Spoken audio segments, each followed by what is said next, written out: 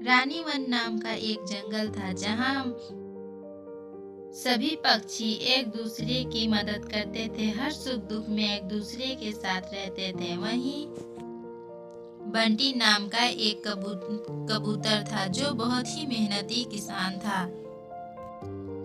बंटी के 2 बेटे थे और दोनों बड़े हो गए थे। बंटी सोचता था कि अब अपनी सारी जिम्मेदारी वो अपने बेटों को दे दे, लेकिन उसके बेटे बहुत कामचोर थे। वो खेत पे जाने से पहले ही बहाना बनाकर दिन भर इधर उधर घूमने निकल जाते थे। बंटी कबूतर अपने बच्चों की आलसीपन से बहुत परेशान हो जाता है। वह सोचता है कि उन्हें कैसे रास्ते पे लाएं। तभी उसके मन पे एक ख्याल आता है। वो अपनी पत्नी से मशवरा करके अपने बच्चों को बुलाता है। क्या हुआ पिताजी, आपने हमें यहाँ क्यों बुलाया है?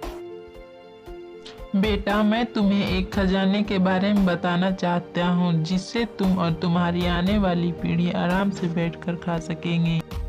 लेकिन उस खजाने को हासिल करने के लिए तुम दोनों को थोड़ी मेहनत करनी होगी। खजाने के बारे में सुनकर उनके मन में लालच आ जाता है और वे कुछ भी करने को तैयार हो जाते हैं। तुम लोगों को खेती करनी होगी और अच्छे फसल उपज करके दिखाने होंगे। वे सुबह उठते ही खेत पर चले जाते हैं और खेत की जुताई करने लगते हैं। खजाने की लालच में वे सारा आलसी भूल जाते हैं और पूरे मन और दिल से मेहनत करने लगते हैं। उनके खेतों में अब थोड़े थोड़े गेहूं निकल आए थे। वे रोज सुबह उठकर खेतों पे निकल जाते थे और शाम होते घर लौटते थे। उन्हें बहुत फिक्र हो गई थी कि उनकी फसल कोई बर्बाद न कर दे। वे पूरी मेहनत के साथ खेत में काम करते थे।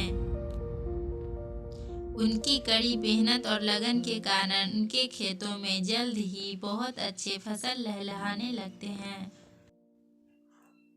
वे अपनी फसल अपने पिताजी को दिखाते हैं। फसल देखकर बंटी कबूतर कहता है, अभी मेरी शर्त पूरी नहीं हुई है। अभी तक तो तुम लोगों का फसल खेत में ही है। जब तक फसल कट कर बिक नहीं जाते मेरी शर्त पूरी नहीं होगी। तुम लोगों को फसल को बाजार में बेचकर जो पैसे मिलेंगे वो पैसे मुझे लाकर देने होंगे। ठीक है पिताजी, हम ऐसा ही करेंगे। ऐसे ही कुछ दिनों के बाद उनका फसल बहुत अच्छा तैयार हो जाता है।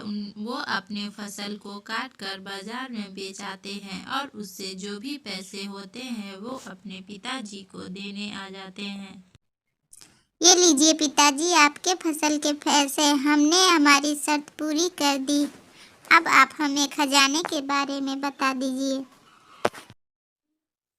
बंटी कबूतर मुस्कुराते हुए कहा,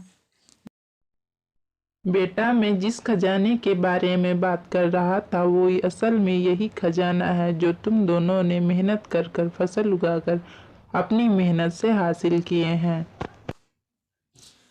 बंटी कबूतर की बात सुनकर के उनके बच्चे समझ जाते हैं कि उनके पिता क्या कहना चाहते हैं।